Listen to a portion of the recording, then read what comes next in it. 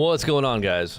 How's it going? Just a little update here quickly to let everybody know what is happening, at least in my mind, at least in the way I perceive it. Hopefully you see the same. I don't know. You know, it's up for interpretation. I guess everybody has a hope and a dream and they want a certain outcome, so they're going to project upon what they see as, what they want to see. But I always like to hopefully live without any bias and reality. So we're going to look at what's going on there in the upcoming conversation. I was going to say a debate. It's going to be a conversation, I guess, about an agreement or some kind of deal that could be made at the last minute.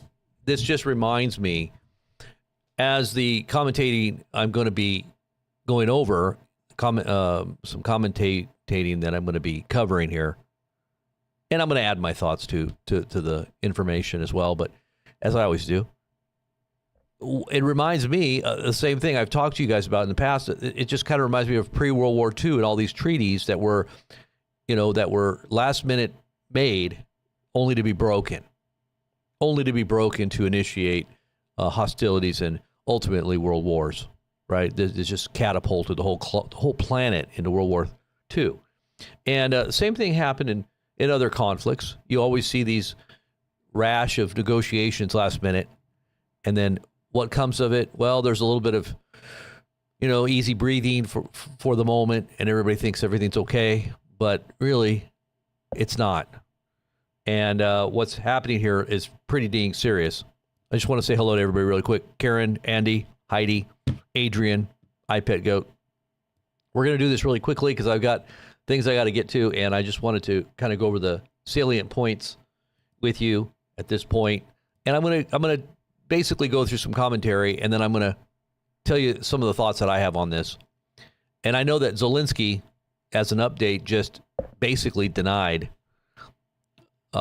any kind of concessions without his involvement, and he wouldn't even want to give concessions. So Trump is basically initiating these talks with, I think, an implied concession of territories to Russia.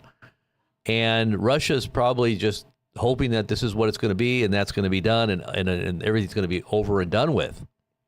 And they can all go to their separate corners, and, the Ukrainians can have this part, and the Russians can have what they initially, went into war for, or the special operations, which now is turning into a war. And there's been a whole huge attack, another major conflict escalation between Russia and Ukraine in the last 24 hours. Lots of drone activity, lots of incoming missiles. You're seeing the Shadow, what do they call them? The UK's long-range missiles being used again into Russia. It's very serious stuff. So this impromptu meeting that was brokered really quickly by the U.S. on U.S. soil, for that matter, right there in Alaska, which I have to wonder if there's not some kind of meaning to that, because, the Russians supposedly sold Alaska to the United States. And there was that very well-known commentator in Russia that said that Alaska is rightfully Russia's and that they want it back. It's like you got to kind of wonder about that one. So we've got Russia on our back door, actually coming in now, being invited to have a sit-down chat with Trump. Obviously, this is going to be something that Trump needs, because domestically there's a lot of bad press going around, especially even in his own base in the MAGA camp. Lots of division, lots of infighting. The Democrats are rejoicing. Colbert is taking advantage of everything that's been happening and making it even more hay of it. And if you haven't been watching Colbert, it just so happened I had posted Colbert's, his monologue the night that the Trump administration really took offense to and basically got him canceled. And the way they got it canceled was they basically had another, acquisition of CBS, I guess. And in the deal, which was huge, billions and billions of dollars, was that they needed to get rid of Colbert. And so Colbert, finds that he's lost his late night slot and show, but he is definitely one of the top late night show hosts. Even Trump admitted it. But Colbert will just pop up on another network. That's all that's going to happen. And he's got some great commentary, but he definitely does use comedy to get to the truth, at least. I'm not saying I agree with everything Colbert says, and he is, crude, because that's what late night show hosts do. But when you really look at the data and the information and what's really been happening, this is a big smokescreen. And I know that the Russians are taking advantage of this because Trump doesn't look good when you really, with an unbiased view, analyze the data. Now, I know there's a lot of Trump supporters out there that don't care.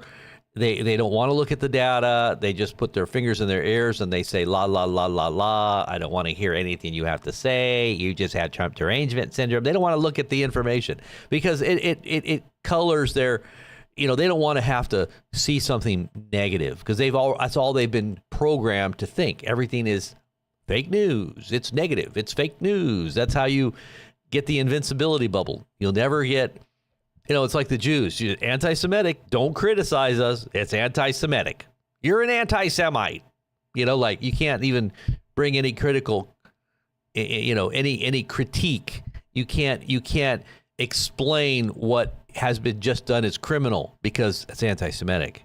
Now, if it was any other race, it wouldn't matter. But, we had the same kind of conversation with the sensitive race relations, which seems to be another cover in certain ways. It's not as bad as it was, I don't think, but, still, it was the whole thing about racism. You're a racist if you say anything.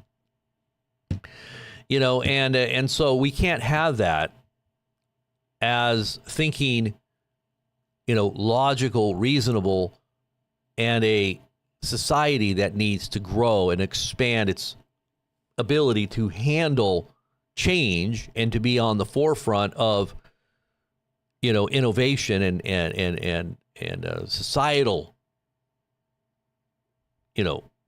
transformation, if you will. If you want to bring truth, there has to be a capacity to receive it.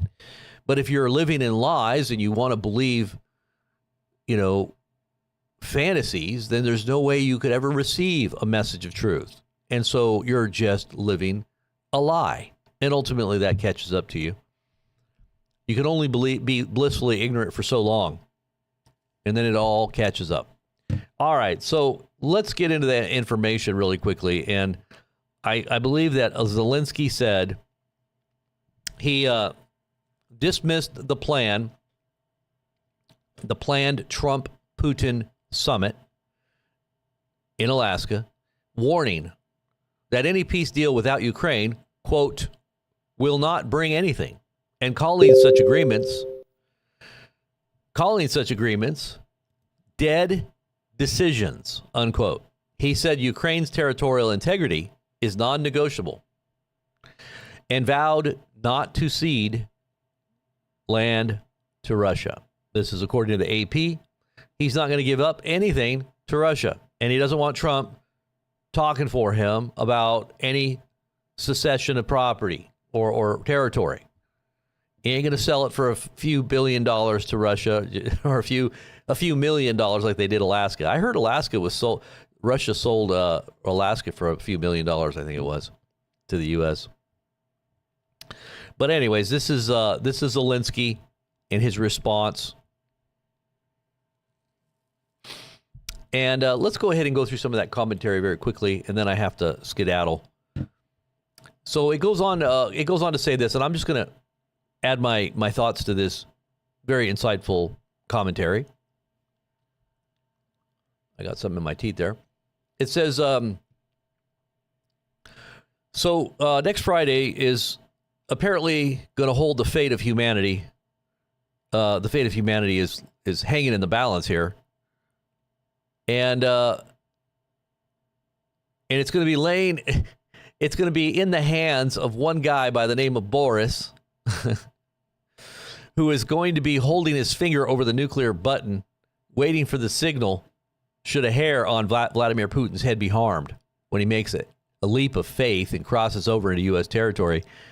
And, the logistical security, apparatus that needs to be complete during a head of state visit like this is just astronomical. It just seems like I don't know how they can do it so quickly and yet guarantee security, because this is such a huge undertaking, especially if there was anything to ever happen to Putin. That the whole world would be catapulted into World War III.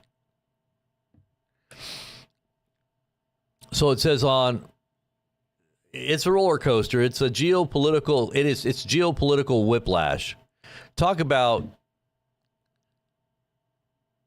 the vicissitudes of a Trump presidency. What the heck does that mean? Let me make sure I got that down correctly. A change of circumstances of fortune. A change of circumstances or fortune. So it's vicissitude. Trump's changing of fortunes continually happens on a dime, it seems, doesn't it? Tell me it don't seem like it's just changing from one. It's like one way 1 minute, one way the next. It's like up and down, emotional chaos. And this is the hallmark of Trump's leadership style. Anyway, people think it's a good thing because it keeps everybody off balance.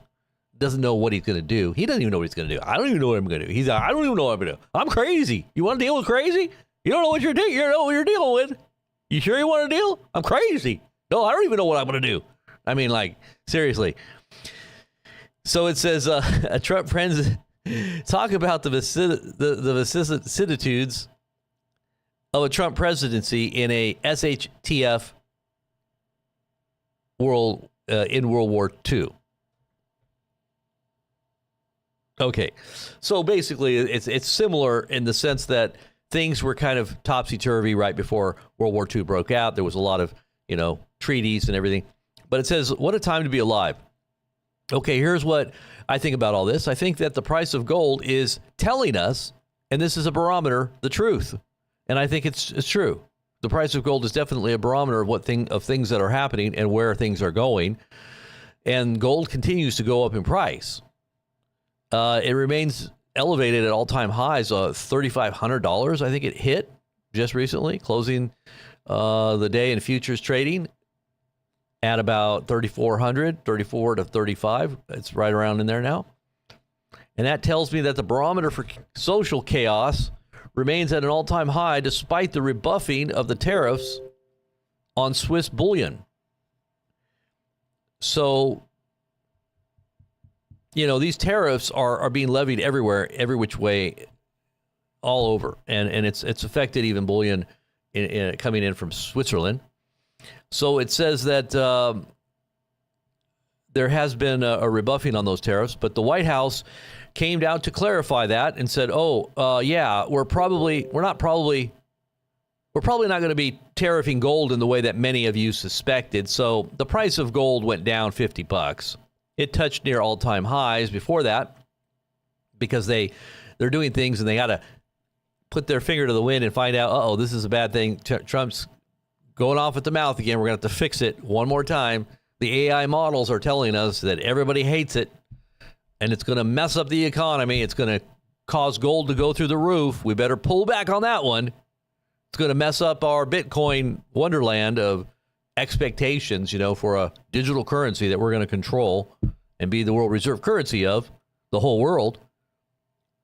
And so then Eric has to type out yesterday, don't bet against Bitcoin or we will run you over. You will be run over. It's like, why do you got to threaten? If it's so good, why do you have to threaten people to not get into hard, currencies or commodities or things that are stable that you feel secure with, right? Why do you have to cajole them and try to intimidate them into investing in your Bitcoin wonderland, Trump meme coins or whatever? like seriously, like that just tells me it's not doing too well, or at least people are are turning on their ideas. So it says it touched an all-time high, but that means that gold is still telling you that a big one approaches.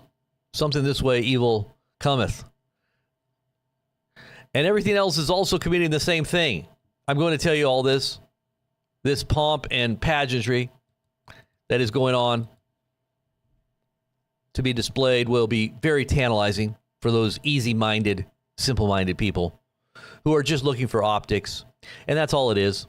It's an optical win for Trump. That's what I said. It has to be some kind of, win. Putin needs a win. Trump needs a win. And that's all this is. This is an optical win for Trump. Putin has to ingratiate himself by coming to Alaska, of all places, a place that was sold to the United States by Russia for a few $1 million or something like that. Anyways, it's a way for them to kick the can down the road till the next week. But, oh, boy, man, it's going to be one of those most tense times in international security, probably in American history.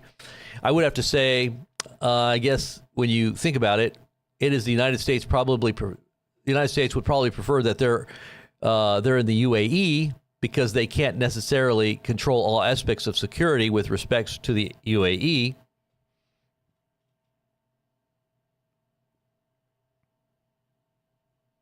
It would rather be in Alaska. He's saying, but rather than the UAE, because there's potential for other countries to miss something and allow some security breach and some terrible thing happens. That would be terrible. But it says that, but maybe there's a bit more control there in the UAE. But for Russia's point of view, you're entering the lion's den. So you can bet that those nukes, those nuclear submarines, everything is going to be locked and loaded. Just, consider that we're just days ago, we were talking about nuclear Armageddon.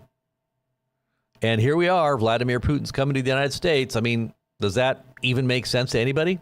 It's all about your postponement. It's all about postponement.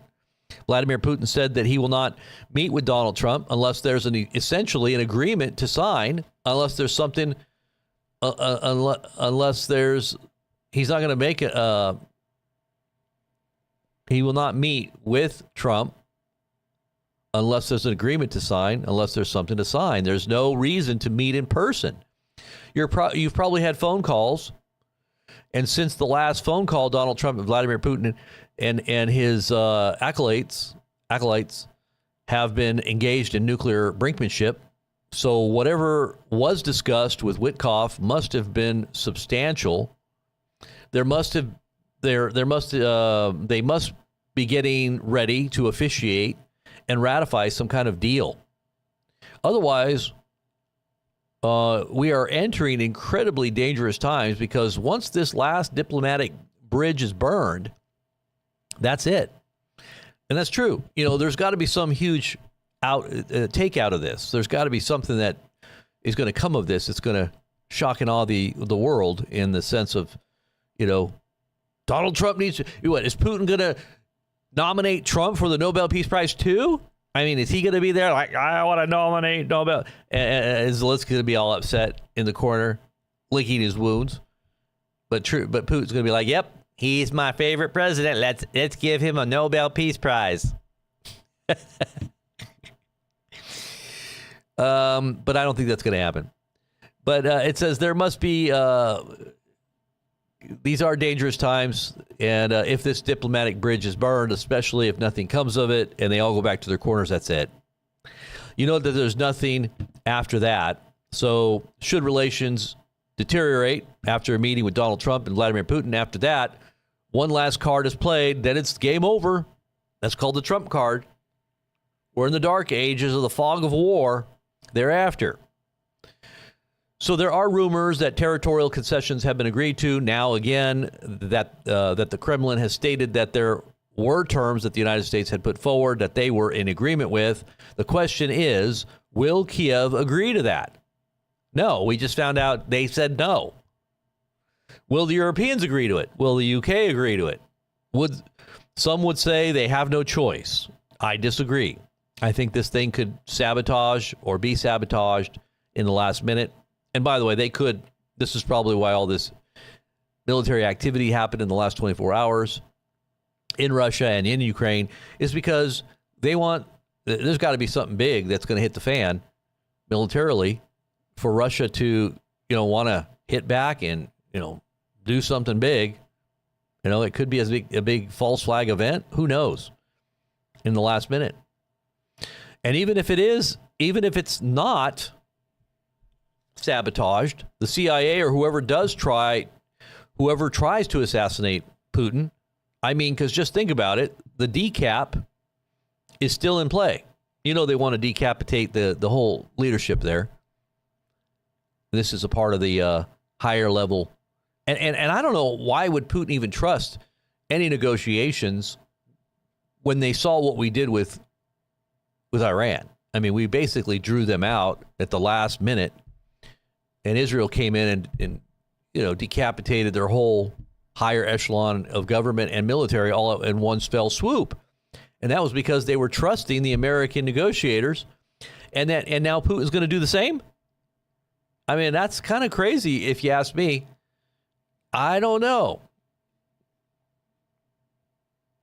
Some other country could be blamed. Well, we don't know what happened. Some other country just came in and did something, and we were just trying to hold negotiations. Once again, maybe Israel's going to be behind it. Who knows? But for those who don't have any interest in having negotiations with Russia and really do want to take out their government and change everything in Russia, there's a big incentive to try to screw everything up. But maybe, is Donald Trump in on it? That would be crazy if he was. But obviously Putin believes him. He's coming to talk.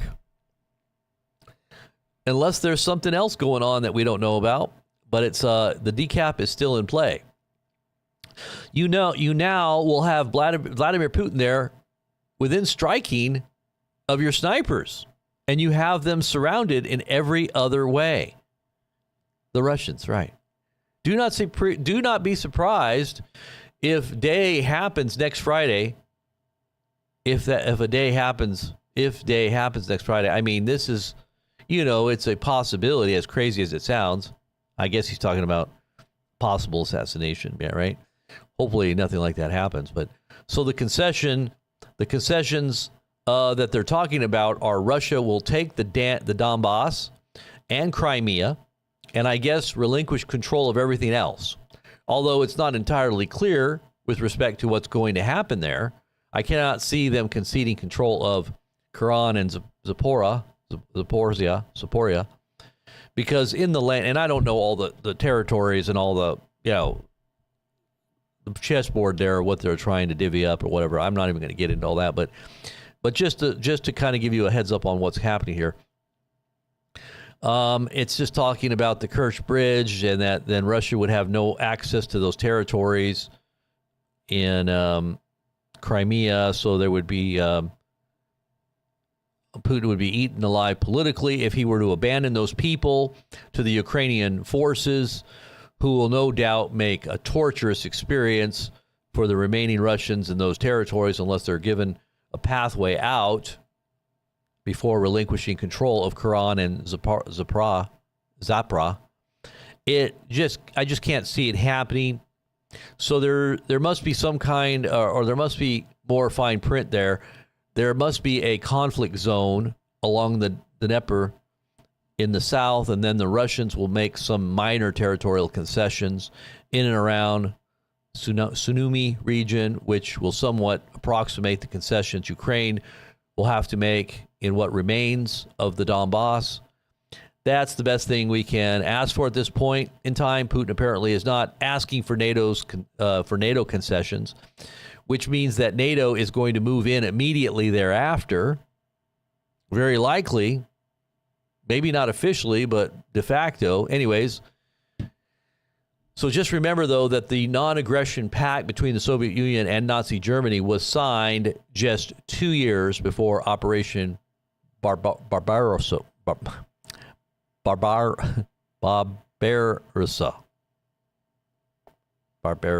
I don't know if I'm saying that. Barbarossa. So that was a treaty that they made right before the breakout of hostilities between Germany and Russia, preceding or as World War II kicked off, right? The biggest blitzkrieg surprise attack in human history. And that's history there. So would that be something that could happen again with NATO?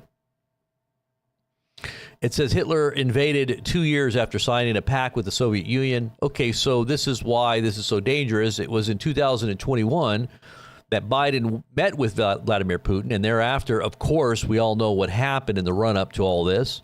And on the same day, in fact, within the same 24-hour span of time, we had another Operation Spiderweb 2.0 attempt alleged by Russian Telegram channels. And that's what they were saying. But they claimed that all of the threats were neutralized, but there was another attempt by a Ukrainian saboteur behind Russian lines to orchestrate another high-profile attack strategy, and it essentially was thwarted by the Russians. Now, I guess this happened just in the last few hours or last 24. We also have confirmation of a destruction of a radar array in Crimea by the Ukrainians, of course, which effectively could be used for the S-500 systems, which are a very strategic system. And those are the air defenses that were taken out by the Ukrainians. And this radar obviously would be strategic as well. There was a time when striking Crimea was thought to be the red line, but striking a potential S-500 Yanitz radar, 98L6 advanced radar, well, that's a cause for concern. Yeah, I mean, that would have, in the past, that would have been, all out, Russia would have done something crazy. But now they've been kind of eased into this, continually backed into a deeper corner, even though they're making progress. I think Russia has a bigger game plan here, and they're seeding this and they're seeding that only to gain what their ultimate goal is. And what might that be? Maybe there's something much bigger afoot here that we didn't even know about. But obviously it is those territories that they originally said they needed or they wanted for their security. And this was security against NATO, really. Because we've broken pretty much all of our treaties with Russia up to this point. Since World War II, we keep getting closer and closer, and NATO keeps putting more and more bases all around their borders, and we're backing them up into a corner. But anyways, it goes on to say that so this meeting in Alaska, I can't get over where it's going to take place, but that's what I'm wondering, along the international date line and international waters. Is it going to be right in between some of those islands there on the one side? It's 27 hours time difference, and you have a little village of Inuit. I guess that's the Alaskan Eskimos up there. And I believe in the American side, and then on the Russian side, you have the Russian border guard, probably also named Boris.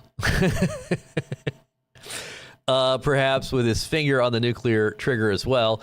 Who knows where it's going to take place? But I just think anything possible this day and age, anything is possible. So while it might be while it may be reassuring to some, and I'm happy because I get to spend the weekend. Okay, then he goes on to say, Armageddon at least this week has been stayed.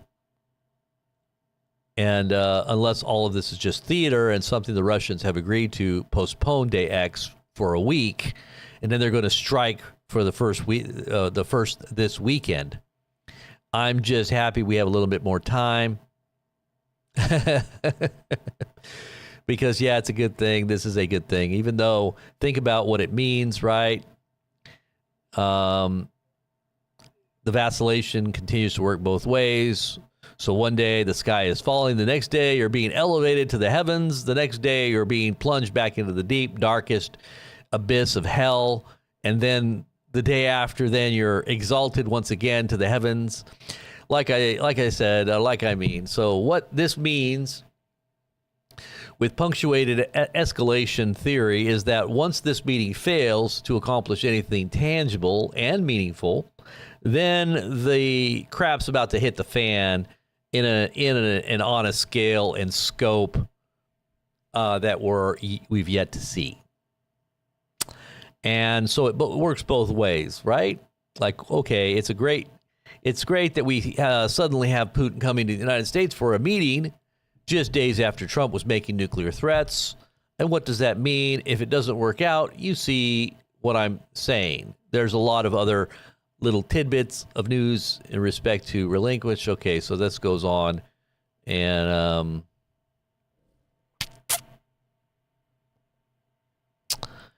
just about that in and of itself is the most important thing there. Trump is now authorizing military action against cartels. And does this mean, from what his commentary is implying, is that we're getting ready to go into Maduro's, Maduro's country where all the oil is? Because we've got a lot of oil facilities in that area. And it's bigger than Saudi Arabia. The oil deposits there are bigger than Saudi Arabia. And I guess we're going to go in there and we're going to make some excuse, I'm sure, for all the flood of, migrants that have come from that country. And we're going to use the cartel and the military, because that's what they're doing. They're weaponizing military now against cartels in the South, whether it's Mexico or South America. And we're going to go into Venezuela. There's going to be some conflict right there where all that oil is. And it's going to be given as a reason and a cover for Venezuelan gangs in the United States. And that's an act of war. When you do something like that against a country, a sovereign nation, where you just send your military in because we got problems with your people in our country that you sent, right? We're going to come and uproot them from the foundations, I guess. It says Trump is saying that he's now authorized the military to take action against cartels, even if it means going into other countries, which, of course, is an act of war. So that's interesting. But, yeah, the BRICS don't seem to be wavering. Lots of phone calls were made from Vladimir Putin to Xi Jinping and Modi from India, and the Prime Minister of Modi. Basically, they're all on board still. They're not in any way relinquishing their plans or their, ideals of making a parallel global economy to what America is doing for all other nations that don't want to feel like they're being threatened and or potentially, sanctioned if they don't toe the line with the U.S. They can have another out. They have a parallel economy they're setting up, and that's exactly what they're doing. So either all of this is ingratiating behavior on the part of Putin, kowtowing to Donald Trump by coming to a former Russian territory, of all places, to seemingly bend the knee. And I think this is all just a ruse, because he knows he can stroke Trump's ego, and Trump needs it. Trump needs this. It wouldn't be surprising to me if Putin somehow comes out and says, "Hey, let's just nominate Trump for Nobel Peace Prize winner." And it says, if this just is an optics and a stalling tactic, I don't know what is, because the price of gold does not seem to reflect anything that's going on here. Despite the comments from the White House of taking back or walking back the Swiss tariffs on bullion, the price remains elevated near all-time highs. So something strange is definitely afoot. I would not believe it until I see it, but I do think that Vladimir Putin and Donald Trump are going to get together. Or do I think they're going to get together for a photo op? Yeah, I've talked about that since day one. And then he goes on to say, but unless a deal is inked, this is very bad news. There better be something very substantial that does come of this. Otherwise, it's going to go from bad to worse. So his prognosis right now, unless there's something that's signed, which of course they cannot do without Zelensky being there. Some people are saying that he may make a cameo appearance at the Alaska summit. Well, unless something is a deal is struck, then I'm very concerned that that's it. That this is it. That this is the final bridge that's been burned. That's the final card that's been played. It's the Trump card. There's not much left to play. Anyways, that's pretty much what is said here. And let me just go through some really quick news updates here. Egypt and Qatar are reportedly engaging Israeli. Wait a minute. What's going on here? Are reportedly engaging Israeli and Hamas negotiators to stall off an Israeli assault on Gaza City. Arab news outlets confirm. The Israeli government will tomorrow issue call-up letters for reserve troops. Channel 13 Israeli news.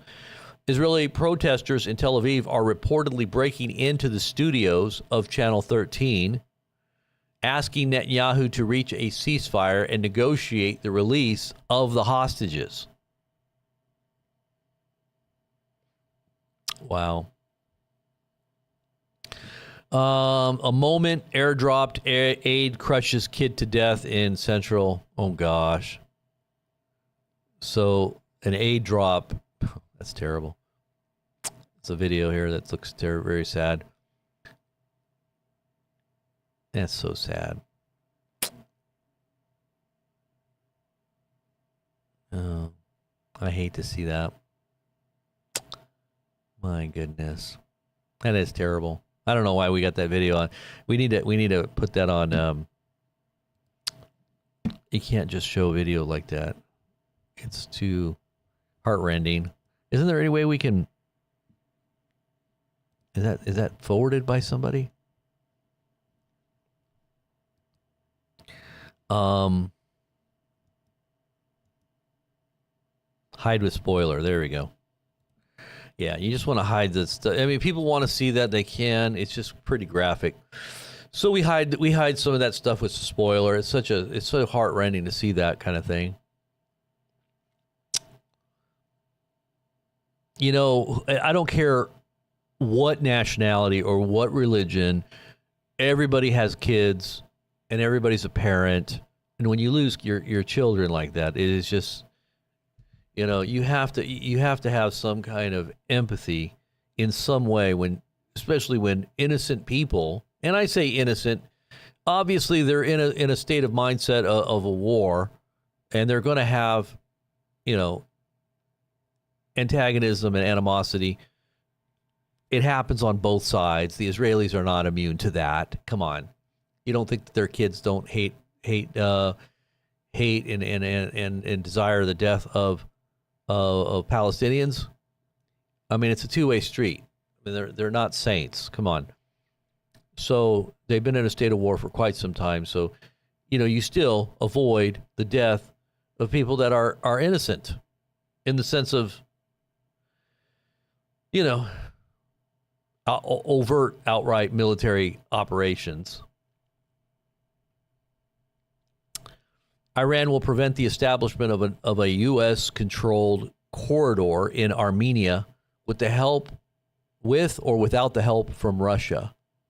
This is senior Iranian's supreme leader saying this. Iran will prevent the establishment of a U.S.-controlled corridor in Armenia with or without the help from Russia.